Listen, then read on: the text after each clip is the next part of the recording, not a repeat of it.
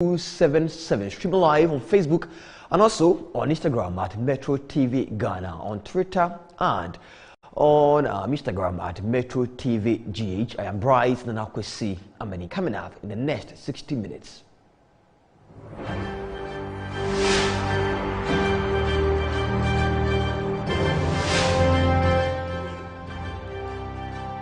So we take you to France, where there's been a certain level of unrest because President Emmanuel Macron says it is compulsory to be vaccinated.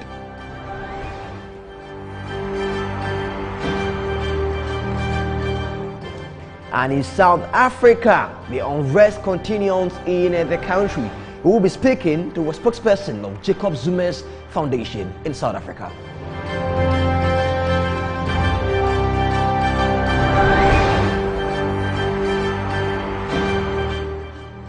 And also here on the news on World Today, we take it to Myanmar, as coronavirus has brought them unrest, as they are also in queue for gas just to be able to stay alive. Thanks for joining us today on the World Today. First in the news. So when the building in Durban on Tuesday, July 13 caught fire as looters and routers burned and shops below it, mother of 2-year-old Melukali decided she had to throw her baby in the arms of strangers on the street to save her. This is the story of a 26-year-old South African mother.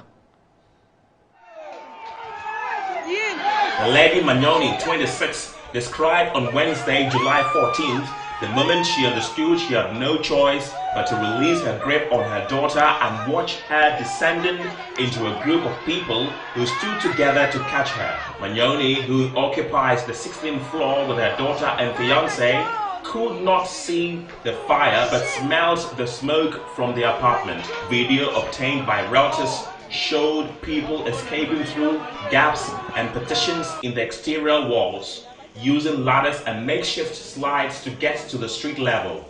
The incident took place amid widespread violence in parts of South Africa that have killed more than 70 people and wrecked hundreds of businesses. The violence erupted last week in KwaZulu-Natal province, where Durban is located, after the jailing of former President Jacob Zuma, but it has rapidly escalated in widespread looting and destruction in several other provinces. South African security forces have arrested 1,754 people in connection with days of looting, arson, and violence.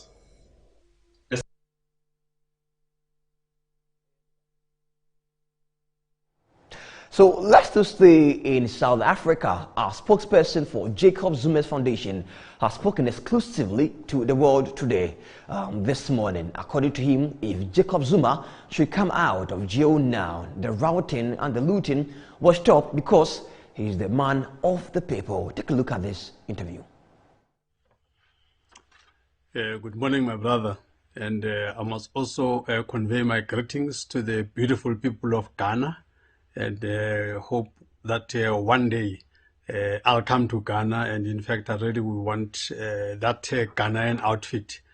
Please organize something like that, my brother, for me. I would really love to see myself with that outfit. Yeah. Just to get on to the business of the day, in terms of what happened on that night, that fateful night, indeed, I was at home in Johannesburg, and President Zuma was in his house, in his home in Nkandla. That's some 100 kilometers away when that happened. But obviously, one was in contact with everybody else around him. So I was quite abreast in terms of what were the developments around President Zuma, a very humble man who decided that rather he must hand himself over to prevent bloodshed. And all of that. So indeed, it was a very smooth operation. He then decided that he's going to get his convoy to take him there. And so there's no drama and all that. He doesn't like upheavals. President Zuma is a very peaceful man, as it were. So that's what happened. in that situation. You want to know if President Zuma seeks in court to overturn the jail term and, if possible, have all charges against him dropped. Yes, indeed. Would want that. Would want that all the charges must be dropped. I mean, at worst, the important thing for us, more than anything else, really, is that he must not be incarcerated. And the reason we're saying that is not because we think he's above the law. It's not because we think he's a former head of state. We are simply saying his crime is a civil contempt. That's what it is. It's not a criminal. It's not a criminal crime. President Zuma has not killed anyone. President Zuma has not robbed a bank.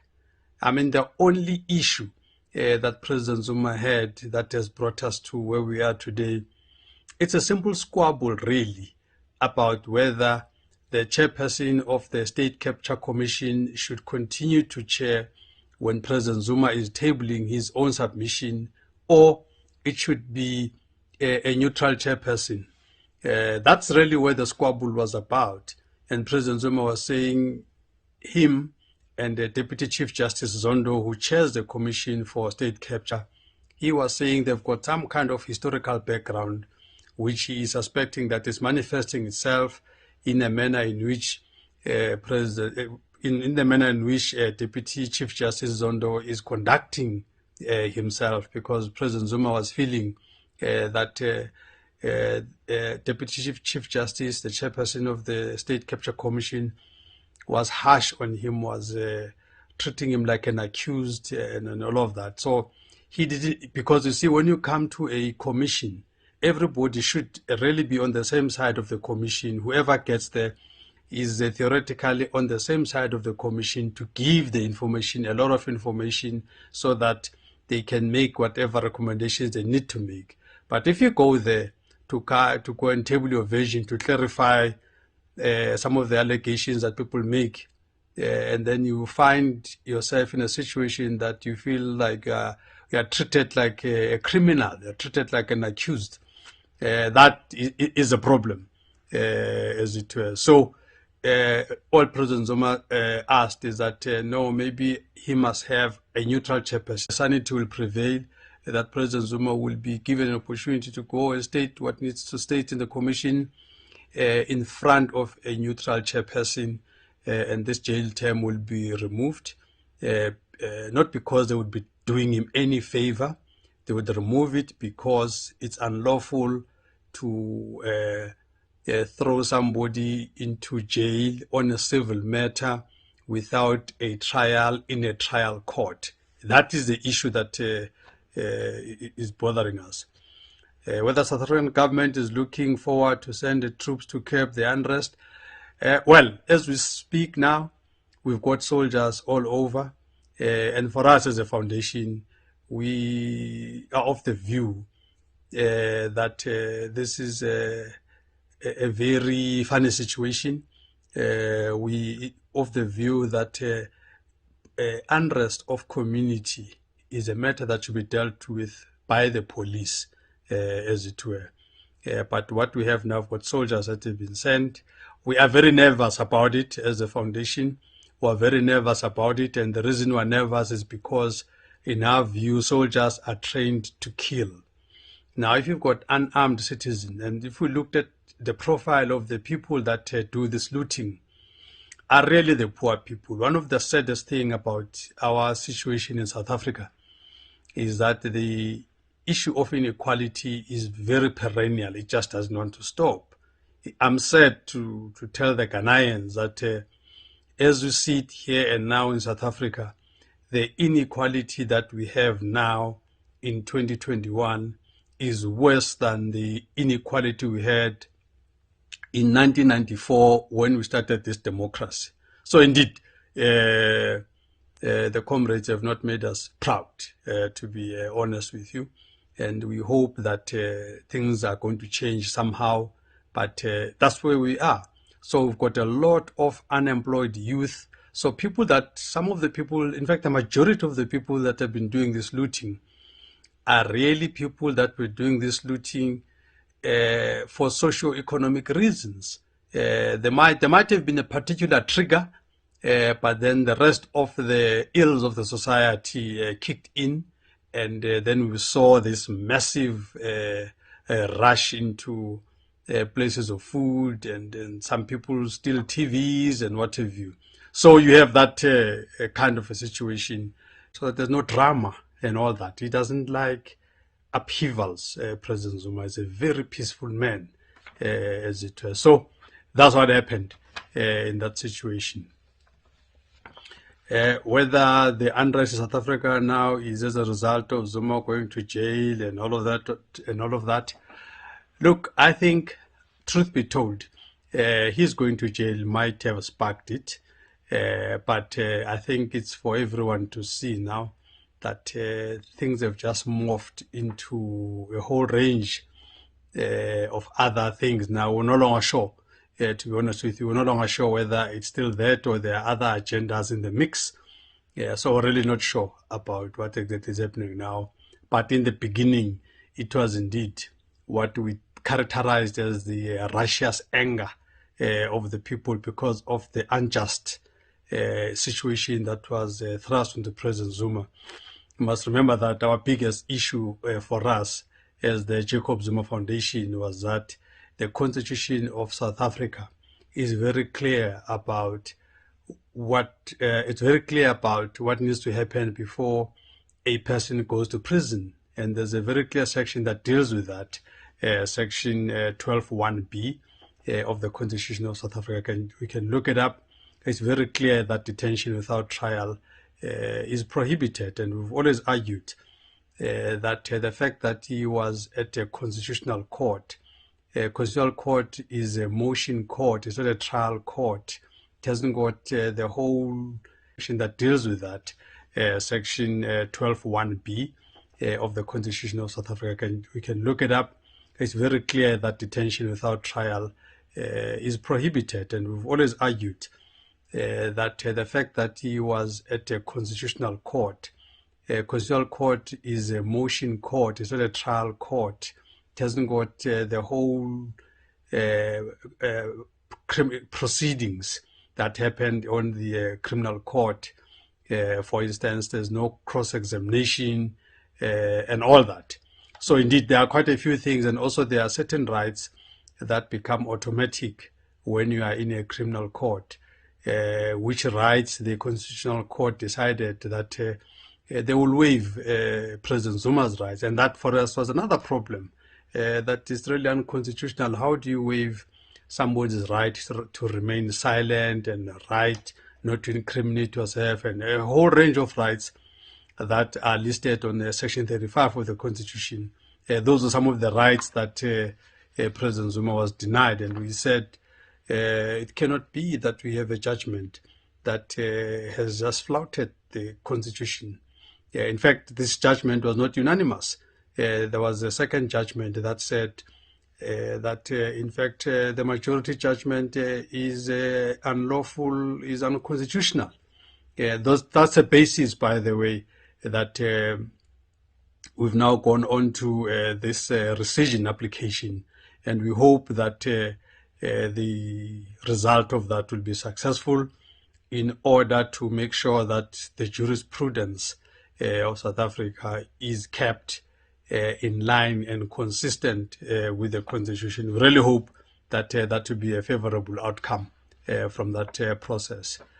Whether racism has become a major problem and what we're going to do to curb it, if truth be told, racism never really ended.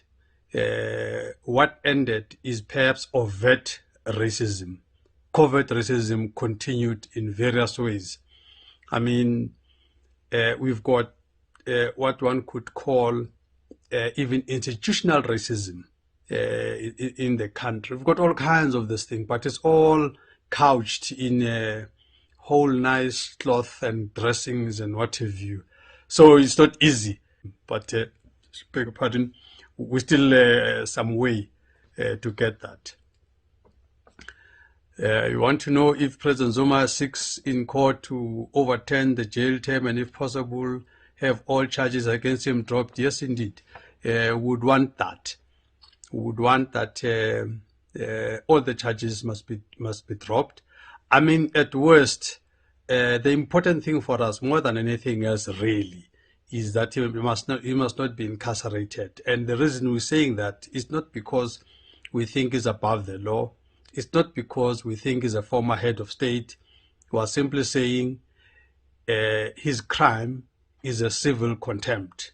That's what it is. Not a criminal. It's not a criminal crime. President Zuma has not killed anyone. President Zuma has not robbed a bank. I mean, the only issue that President Zuma had that has brought us to where we are today, it's a simple squabble, really, about whether the chairperson of the State Capture Commission should continue to chair when President Zuma is tabling his own submission, or it should be a neutral chairperson. That's really where the squabble was about. And President Zuma was saying him and the Deputy Chief Justice Zondo, who chairs the Commission for State Capture, he was saying they've got some kind of historical background, which he is suspecting that is manifesting itself in a manner in which Deputy Chief Justice Zondo is conducting himself, because President Zuma was feeling that Deputy Chief Justice, the chairperson of the State Capture Commission, was harsh on him, was treating him like an accused and all of that. So he did it because, you see, when you come to a commission, everybody should really be on the same side of the commission. Whoever gets there is theoretically on the same side of the commission to give the information, a lot of information, so that they can make whatever recommendations they need to make. But if you go there to go and table your version, to clarify some of the allegations that people make, and then you find yourself in a situation that you feel like you are treated like a criminal, you're treated like an accused, that is a problem, as it were. So all President Zuma asked is that no, maybe he must have a neutral chairperson. Even had the issue of life expectancy improving from some 58 years or so to something like 64 years. It was under President Zuma. It was under President Zuma that we went from the notorious AIDS denialism into a full program of rolling out these HIV drugs, as it were, to make sure that people are cured with this virus, as it were. So he did that, and even on infrastructure, by the way, he rolled out between 2009 and 2014, South Africa spent something in the order of R1 trillion to build infrastructure, because President Zuma is from the rural areas. So he focused on the rural areas, he focused on those areas to make sure that there's roads, there's bridges, there's hospitals and all that. So he's a man of vision. I mean, even in his own government, he introduced the Department of Monitoring and Evaluation in government for the first time, to make sure that government work is monitored and ministers are not just unaccountable, as it were. So somebody needed to make sure that they check everything and make sure that everybody does that which they've been elected to do. In fact, even himself, he had his own program which he called, with a Zulu name, Siyahlola, meaning we inspect. So he had his own Siyahlola program where he was going around making sure that he himself would have imbizos, these various caucus meetings with various communities, to make sure that he can get the complaints from the people themselves. He can engage, can tell people about the progress government is making and all that. He's a man of the people. I mean, even with these riots that are happening in the country now, if President Zuma was in charge, he would have been on the ground talking to the people. He's done it before. He's a man of the people. So indeed, he's a great man. It is a shame. An exclusive only to the World Today Live on Metro TV. And Manyele is a spokesperson for Jacob Zuma Foundation in South Africa. Thank you so much for your time with us here on the World Today. I'll make sure you get your Ghanaian cloth. So exclusive one coming in again indicates that the legal team under the leadership of Impofu SC will be visiting His Excellency President Jacob Zuma Escort Prison on Thursday 15, 2021 at about 13 hours. And here on the World Today, make sure give you all the latest updates happening around the world. Stay with us. After this break, there is more across Africa and the rest of the world.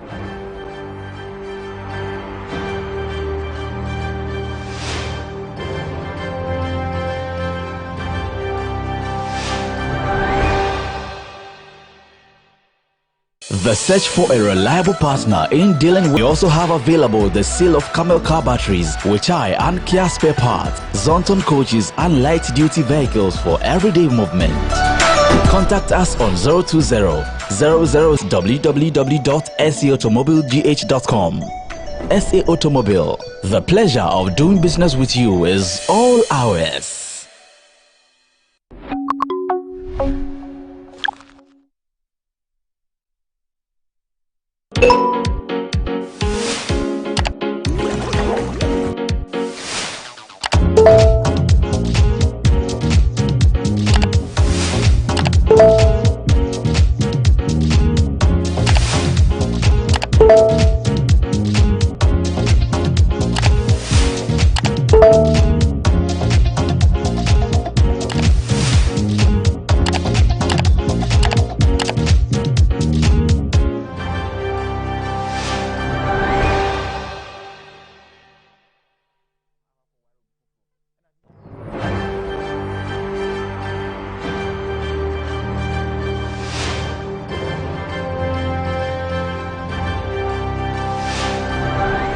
Welcome back. It's still the World Today Live on Metro TV. Let's now go to Nigeria.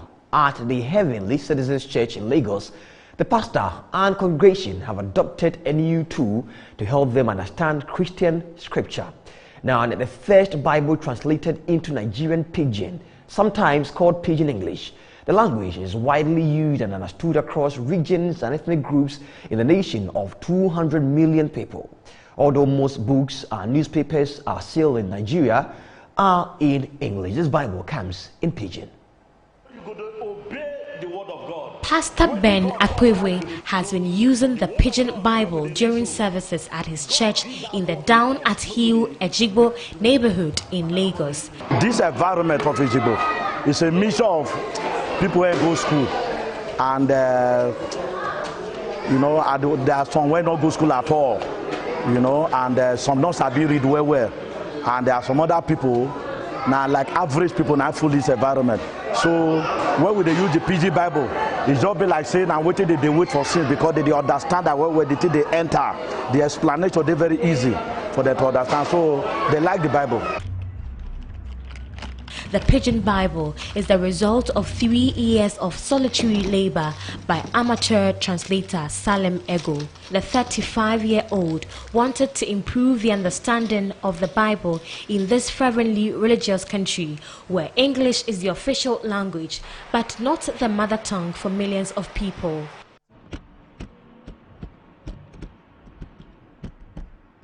I want a lot of people to understand the Bible more, because a lot of us Nigerians, Africans, we don't really understand English very well. So the Pidgin Bible will give people the chance to understand the Bible more. Wise pikin, they give you papa joy. Mumu pikin, they make you mama sad. Blessings na crown for righteous person head. But fight na in full bad belle people mouth. Hatred, the ginger quarrel. But love, they cover all wrong things. Righteous person lips, they talk better thing. But now only Ben's talk 9 day for wicked person mouths. Ego, who also paints portraits and landscapes for sale, included a glossary of 1,000 words at the end of his translation. He also does voice recordings of the Bible passages at his studio and later uploads them on social media for listeners. Insufficient words in Pidgin that you can use to match English, so we have to invent new words. Like, for example, the word chariot has no word in pidgin. So we had to invent a word called horse motor to represent chariot. So many words like that. So we have to take our time, think, go over it again and see the best words that can fit. Nigerian pidgin mixes English with local languages like Igbo, Yoruba and Hausa, and is often used to market products and services across the country. New words are often invented. In the meantime, at the Heavenly Citizens Church, worshipper Elizabeth Ero Museli was already making good use of the Pidgin Bible. I like the Pidgin Bible because it's very easy to read. You don't need to crack your brain too much to read them. So far you know how to write or read small, you go free read them. You know they're hard, not that difficult to read. So far, the Pidgin Bible consists of the New Testament, the Book of Psalms, and the Book of Proverbs. Ego is working on a translation of the rest of the Old Testament and hopes to release a complete Bible by the end of the year.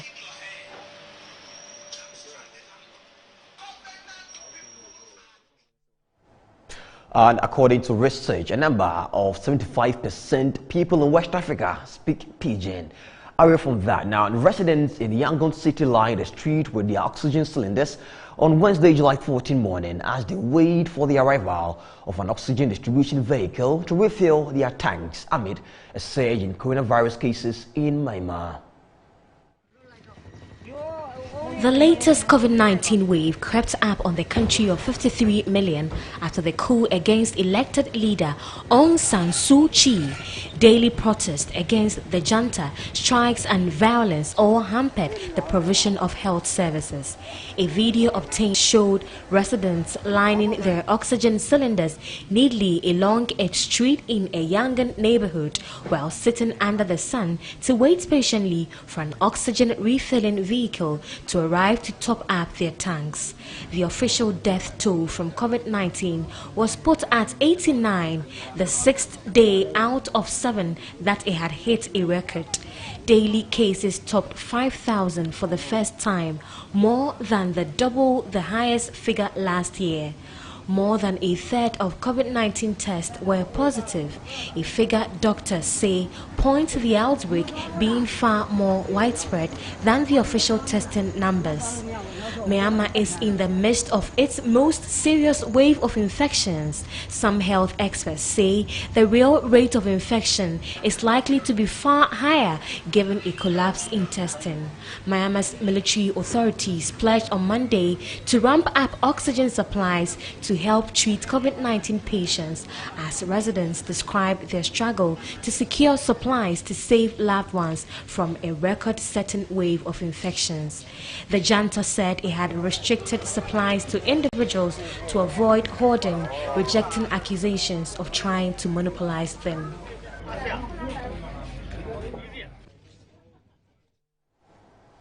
Away from Myanmar, now with nobody to bury, Hatam Karim comforted himself by clutching the clothes of his son who died along with his mother and grandmother in the fire that killed dozens at the hospital in the Iraqi city of Nasiriyah this week.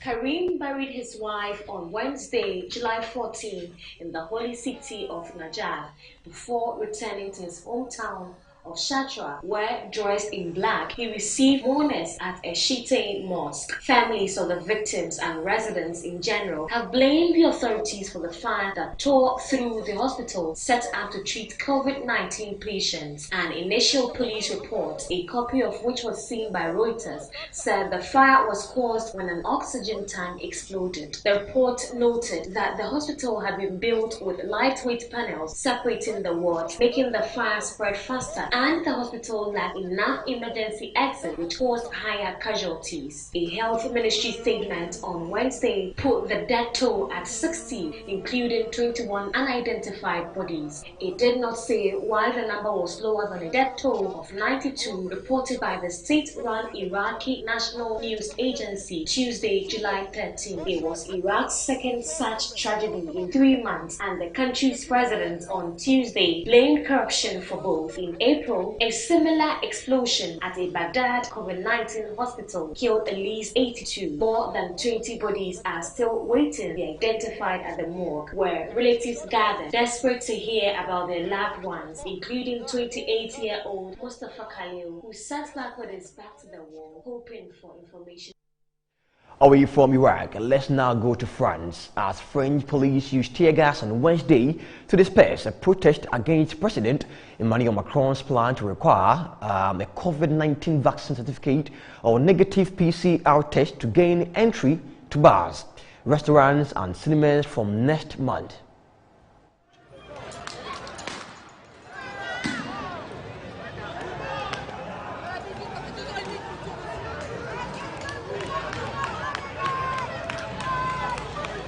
The police stepped in shortly after scores of protesters marched down a boulevard in central Paris on Wednesday without permission from the Paris authorities.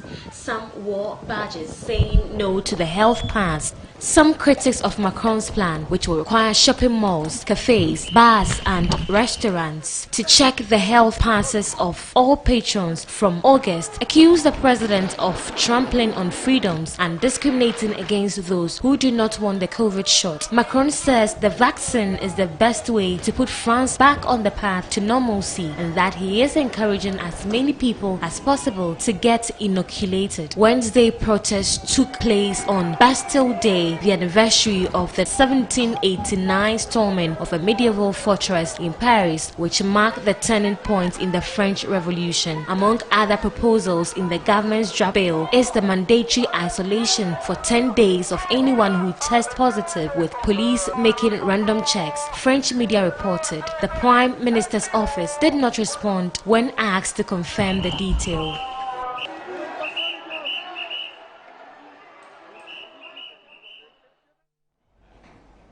And also on Monday, the French President Emmanuel Macron gave a televised address on night as the Delta variant COVID-19 was on the surge in France. And so this, according to him, is to make sure the country bounces back on its feet and is able to be run properly. Now, away from that, let's now go to the US, as the United States will continue on nuclear talks with Iran.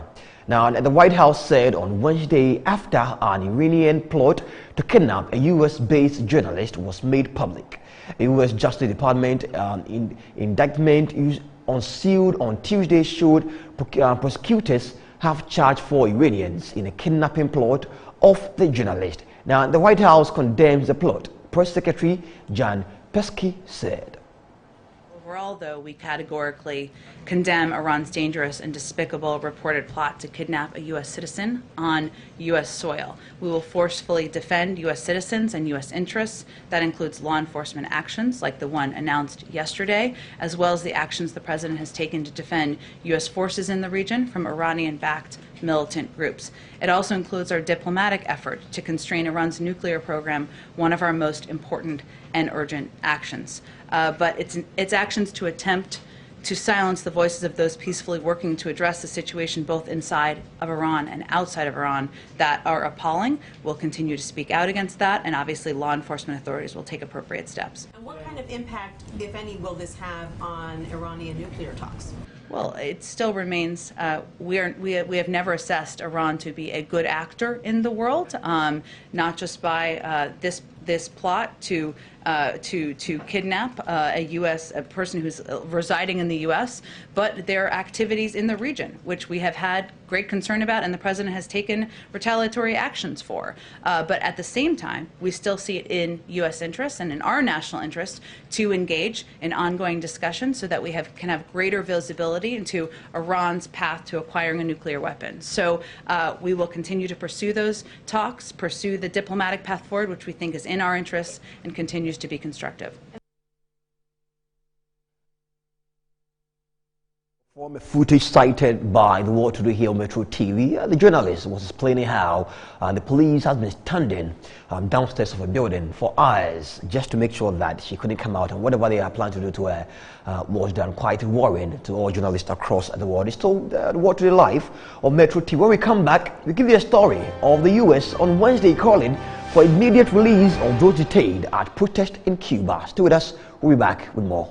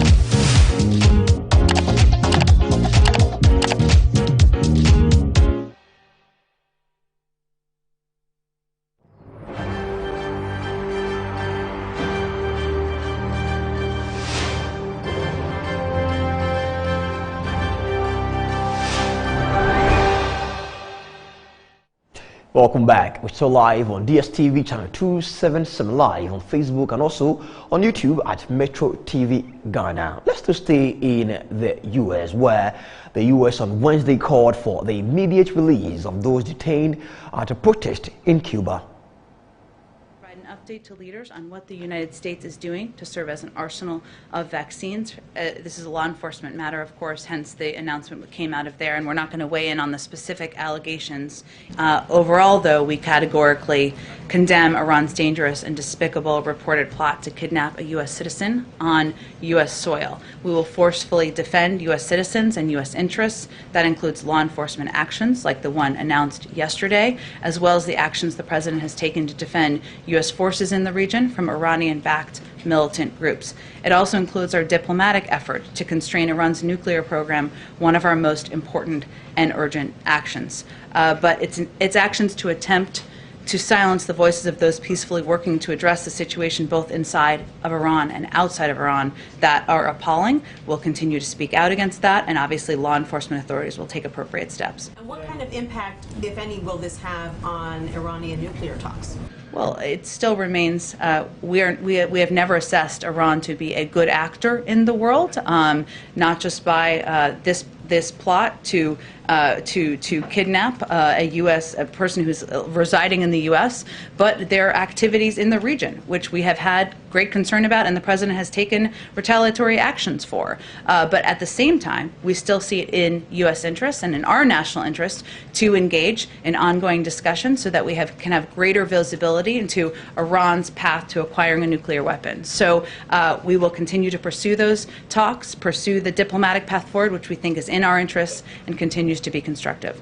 In both the House and the Senate to correct this gender inequity. Thanks, everyone. Have a great day.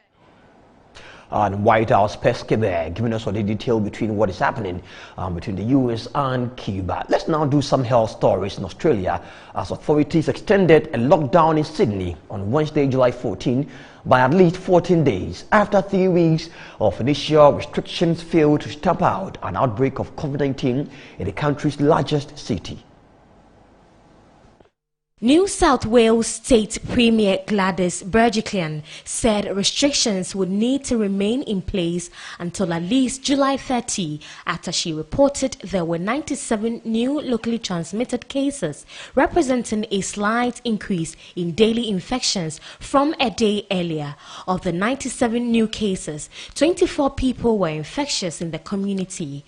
BEREJIKLIAN has repeatedly said that the lockdown that has been in place since June 26th will only be lifted when the number of newly reported cases that were circulating in the community while infectious were close to zero. To 8 p.m. last night, New South Wales recorded 97 cases of community transmission. Unfortunately, 24 of those were infectious in the community. That is the number. The 24 number is what we need to get down to as close to zero as possible before we can end the lockdown, and I really want to make that point clear. Can I also thank wholeheartedly, and I mean this sincerely, the Fairfield community for coming out in large numbers to get tested. And it always hurts to say this, but we need to extend the lockdown at least a further 2 weeks, from Friday the 16th of July to Friday the 30th of July. That includes home learning. However, we'll obviously assess the situation at the end of those 2 weeks and provide information beyond that. We are prioritising vaccinating aged care workers and teachers in those key local government areas.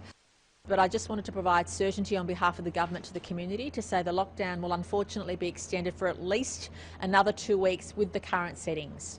So the current settings in terms of what people can't do won't change for at least 2 weeks. The shutdown has now been extended on 2 occasions after restrictions failed to curb daily case numbers. Total infections since the first was initially detected in the city's eastern suburbs in mid-June now stand at just under 900. 2 deaths have been reported, the first for the country this year.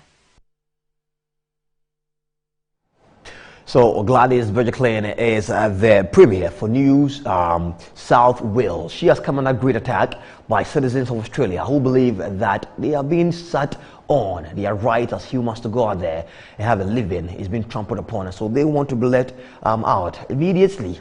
We follow the story and give you details on that, but let's still focus on health. And still in Australia, as scientists say, they have developed the holy grail of blood sugar testing for diabetics, a non-invasive stripe that checks glucose levels via saliva.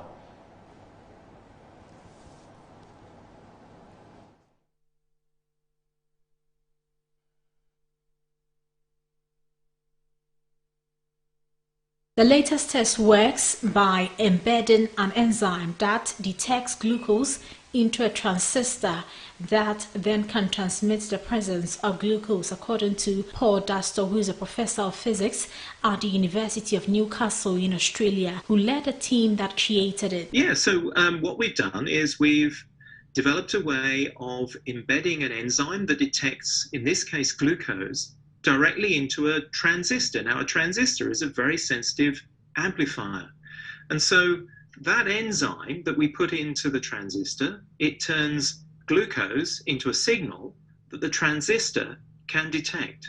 But now it's a transistor that we can manufacture by printing it, because the electronic materials are all inks. Since the electronic materials in the transistor are inks, the test can be made through printing at a low cost. Well, we now have the prospect of diabetes sufferers being able to simply test using their saliva for their condition. So whereas they would have to draw blood, as I said, 4, 5, 6 times a day, or perhaps even more, now we're talking about simply being able to test using your saliva. And you can see that now opens up a completely pain-free way of glucose testing. And in fact, it's really the sort of the issue around needle testing and having to draw blood that is such an issue in diabetes sufferers, that it actually starts to prevent them from necessarily wanting to do as many tests. It becomes very painful, and so people don't test as much. And so that really does open up the prospect of pain-free, low-cost glucose testing, and hopefully much better outcomes for diabetes sufferers. The project secured a $4.7 million in funding from the Australian government to establish a facility to produce the test kits should clinical trials be passed. Absolutely, because the holy grail of glucose testing. No pain test for diabetics. Good news there. Reminder that at exactly 7 a.m. this morning, we'll be on with Nanaya Bwachatanwa and Kwejo Nyantaji Quarantine. But for now, it's the World Today. We are back from the break with more.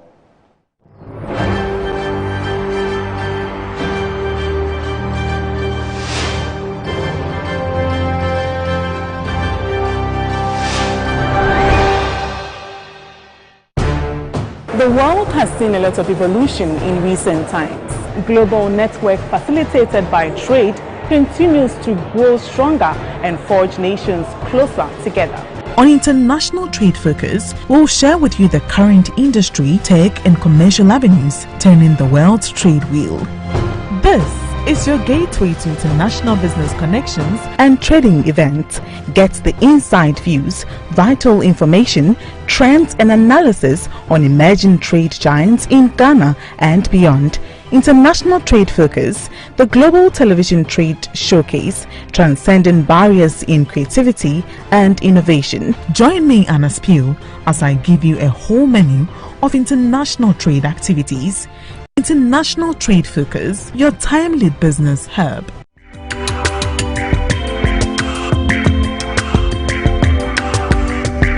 International Trade Focus is brought to you by GOL, ADB, Pediatric Valley Resorts and Public.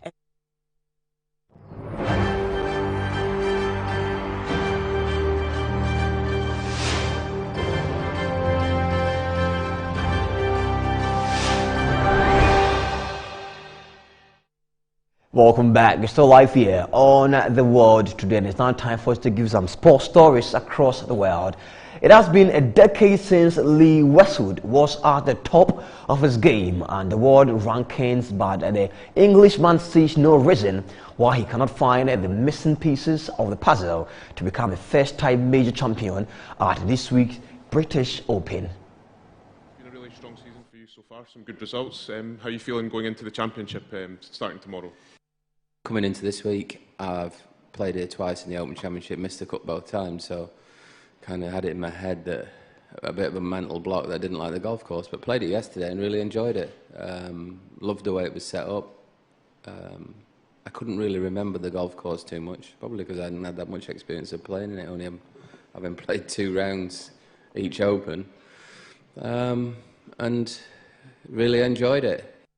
Yeah, I'm positive and hoping I can find some form and get into contention. But all links tournaments, you need a little bit of luck with the weather, and you need, like golf, you need a little bit of luck. You need some good breaks, and I think the hardest part about this week could be adjusting to the greens. They seemed quite slow yesterday.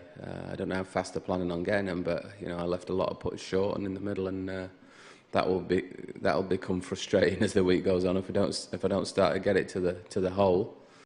I do care about that. It's nice to have records, and it shows I've been a good player for a long, long time.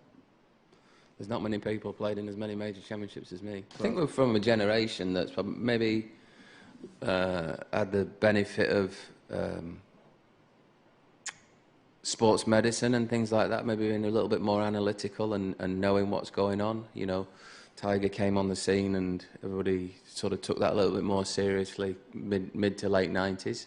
And I think all the other players that wanted to, get ahead of the game sort of looked at him and focused on that more 20 years ago and put some effort in then and worked on that. And you're seeing the benefits of that now, rather than this is not just I've been working out for 6 months thing, and this is a quick fix thing. This is a long-term thing with the likes of myself and Phil.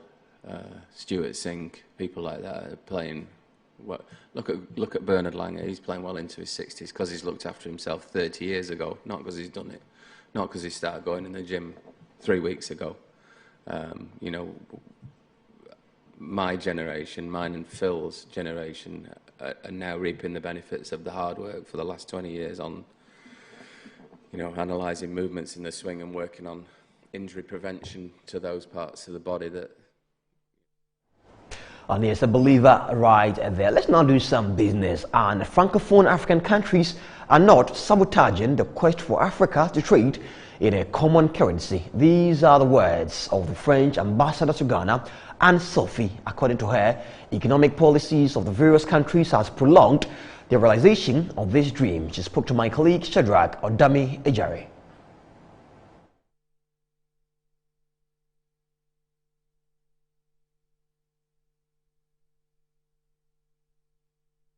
Give you that story, the subsequent news bulletin. But just so you know, you're still watching us live here on Metro TV Live on DSTV channel 277. Now let's talk more. As Gad Riyad Qasem is struggling to feed his family in the southern part city of Aden, where the price of staple roti loaf of bread has soared 50% in a month and its portion halved in size. Now, fighting may have reached a bloody stalemate, but away from the north-south front line, a battle between rival central banks has splintered the currency and helped send prices soaring. Okay, we are going to give you that story as well, the subsequent news bulletin. But let's cross over to the studios where this morning we'll be having a live with Nana Yabwachtanwa and Kojo Nyantechi Quentin. Hello, guys. Okay, good morning to you. Good morning. How are you doing? I'm great, and great to see you this morning as well. I hope you slept well. I did. Working for God and But what are some of the latest coming up on this morning today? Okay, so Kennedy Japan is in the news. He's been since the whole week, and MP for Tamale North actually asked permission, and he's been sent to the village committee. And there's a lot about that coming soon. And COVID, of course. Yeah, we need to talk about COVID. Yeah. and also a little bit on Nigeria protest. Yeah. All right. Thank you, Nane Abwashtanwa and Kweju Nantachi Cranton. But the Delta variant is new, fresh in town, and is taking over almost every country from France to Australia. Back here in Ghana, we are all recording cases. I mean, do you have any fears? Of course. For even people who took the jab and we are being told it can't stand that, it's a double wahala. And for those who don't even have the jab, they're already You know, I saw this coming, but then away from that, my concerns arise from the fact that people feel complacent, okay? They are refusing to stick to the COVID-19 protocols. That is where my fears are. And then the Ghana Public Health Association, they have come out with, you know, some bulleted points on how we need to go back to the basics, and how we need to be very, you know, conscious of this Delta variant. So I think collectively we need to do well. We need to go back to the basics. But the awareness for the Delta is a bit low. Drastically. It's very low. Drastically. For the COVID-19. Hopefully the government of Ghana will build on that, and we have a lot more education on our TVs and radios and what we have and all that. Thank you so much, guys. We come to you at 7 a.m. for the latest happenings here in Ghana. But let's now go back to France, as the French Competition Authority imposed a fine of 500 million euros on Google on Tuesday for not having negotiated in good faith compensation for the media for the use of its news content, something a national law requires. The US tech giant must within the next 2 months come up with proposals on how it would compensate news agencies and other publishers for the use of their news. If it does not do that, it would face additional fines of up to 900,000 euros per day. Google said on Tuesday it was very disappointed with the antitrust watchdog's decision. News publishers APIG, SCPM and AFP accuse the tech giant of having failed to open talks in good faith with them to find common ground for the remuneration of news content online under a recent EU directive that creates so-called neighboring rights. The case in itself focused on whether Google breached temporary orders issued by the antitrust authority, which demanded such talks take place within 3 months with any news publishers that ask for them. APIG, which represents most major print news publishers like Le Figaro and Le Monde, remains one of the plaintiffs in spite of having signed a framework agreement since it has been put on hold pending antitrust decision. Okay, so on the note of France suing Google, we bring the news to one end, but not before we give you the latest and also the headlines we gave you earlier.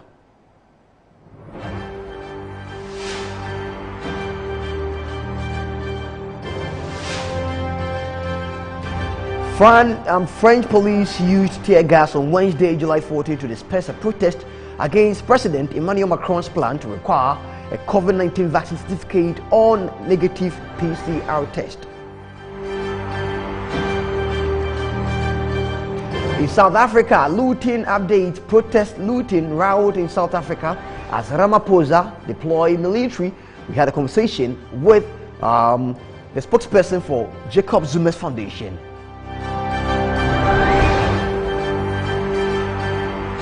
And residents in Yangon City lined the street with their oxygen cylinders on Wednesday, July 14 morning as they wait for the arrival of an oxygen distribution vehicle to refill their tanks. Thanks for watching. I am Bryce and I'll see you tomorrow. It's another day. Good morning.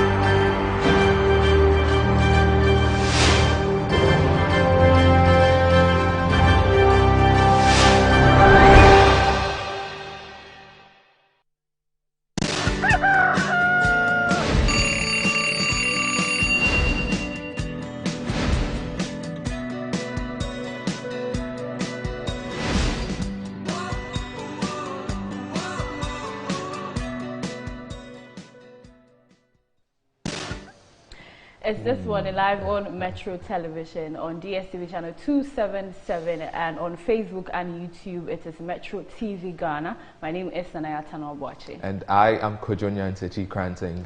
Let's begin the day with some inspirational quotes.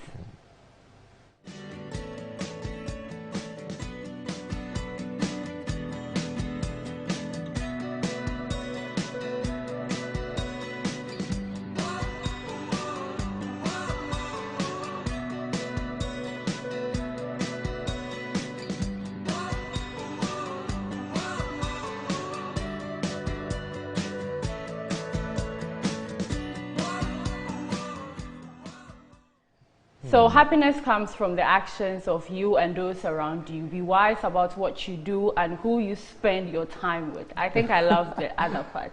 Be wise of the people you spend your time with. Okay, so yeah. Question. Who do you spend your time with? I spend my time at work. So my colleagues. Who? Oh, plenty of people. Does it make you happy? Exactly. Okay, yeah. That's right. All right, so as always, the rains are unrelenting, the clouds are forming. You have no idea if it's going to rain or not. But here on This Morning, we give you a head start as to how you can prepare for the day. Here's the weather report for the next 24 hours.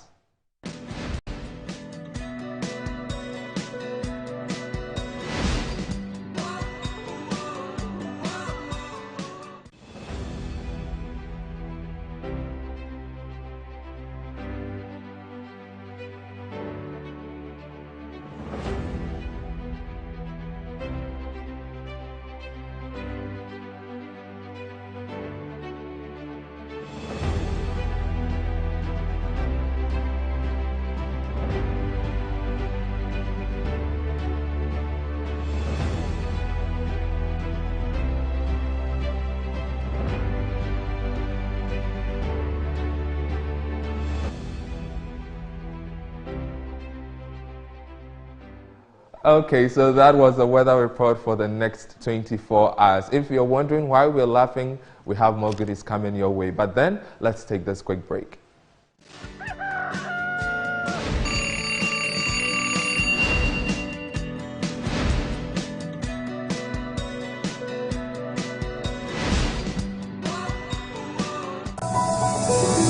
Are you tired as a consumer in Ghana when it comes to issues that confront you as a consumer? Worry no more. Kofi Capito, I'm here to give you the information, all that you need to make sure that your right is protected as a consumer. We have too many laws and agencies that should protect the right of the consumer. I'm here to give you the information that will help and assist you to get goods and services delivered to you without any worries. Watch the Capito Show on Metro TV.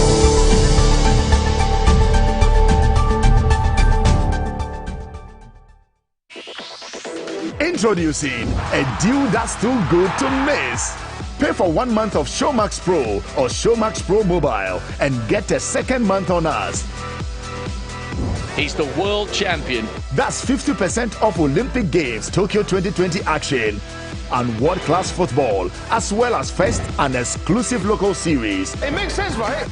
Movies, kids shows, and more. Sign up now. Bringing you Africa's creme de la creme's classiest hangouts, award shows, end-of-year parties, wedding, graduations, birthdays, fashion or corporate events. Metro Social has got you covered. We present Pizzazz with Je ne sais quoi. Give us a call and we will be there. Whilst at that, join us on Metro Social every Friday at 9:30 p.m. and a repeat on Saturdays and Sundays at 8:30 p.m. on Metro TV.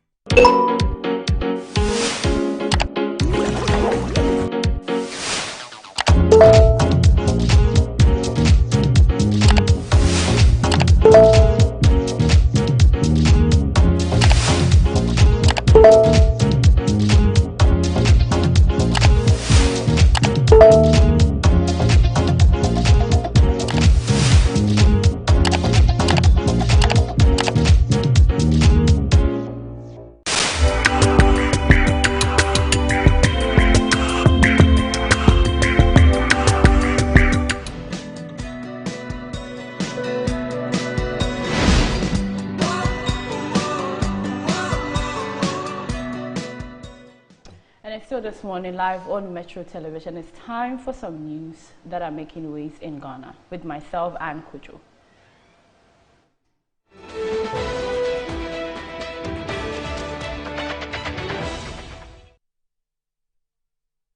Starting off with some news on media, the Ghana Journalists Association has condemned alleged threats on the life of Erastus Asare Donkor, a broadcast journalist with Kumasi-based Love FM by the Member of Parliament for Asin Central, Kennedy Ejapon. Addressing a press conference earlier yesterday, the president of the association, Eiffel Money, said the threat is a form of impunity against journalists in the country and must be condemned. Metro News' Elvis Andor was at the event and has the rest of the story. Now, this boy should be beaten seriously. It's so annoying. Some journalists should beat the hell out of him. The president said, boy, we bad. And the media, we are above the law. You are not above the law. Speaking at a news conference organized by the Ghana Journalists Association, Ghana Independent Broadcasters Association, Editors Forum, Media Foundation for West Africa, and others, the president of GJA, Roland Eiffel Money, said the utterance made by the Asin Central MP Kennedy Ejapon is an open threat on the life of Joy News' Erastus Asare Donkor. It can be a fatal gamble to toy with the threats against the life of Erasmus Asare Donkor.